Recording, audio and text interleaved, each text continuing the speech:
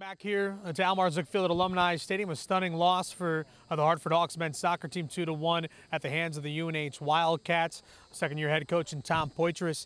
Before we get to that final goal, let's go back to the 23rd minute.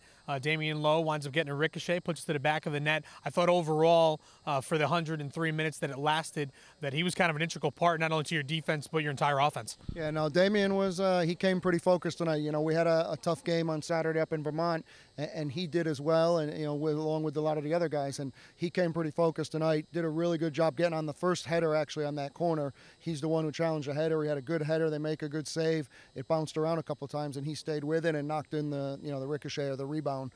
So that was good on his part. But he was also very good about getting the ball, being able to get us into the open spaces and get us into the attacking half of the field, which was really important in the first half.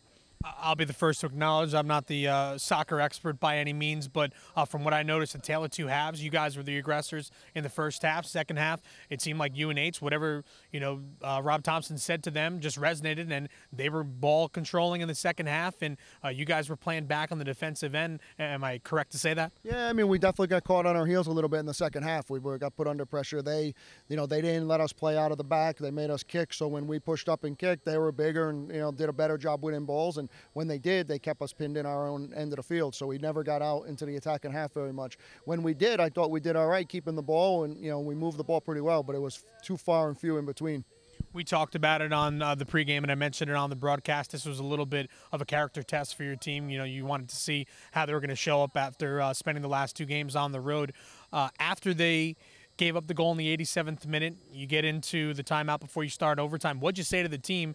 Because it's kind of deflating the entire time you had the 1-0 lead, then you give up the game-tying goal. Yeah, no, I mean, it was exactly what you just said. I challenged them. I challenged their character a little bit. I challenged them to regroup and forget about it and get back to playing, because there was an overtime to be played and we still had a chance to win the game or at least get a draw. And obviously it didn't.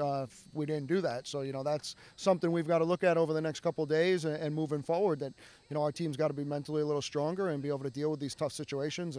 And guys got to step up. There's no doubt about it. We can't have 3 or 4 guys trying to step up and run the whole game. We've got to have our whole team playing a lot bigger than we did tonight. I know they're young kids, but essentially it's just one game. So how do you move on from here? Where do you go? Well, I mean, we don't have a lot of time to feel sorry for ourselves, that's for sure. Stony Brook comes in on Saturday night, and they're the top team in the league, or they were last year, and they're off to a good start again. So it's going to be tough. They're going to come in here. They ain't going to feel sorry for us. They're going to come in and get after it, and we better be prepared, because it'll only get harder if we don't get ourselves regrouped and come back a lot stronger. Well, Coach said it. Stony Brook will come into town on Saturday, a 7 o'clock start right here from West Hartford. It'll be a rematch of last year's America East Championship game.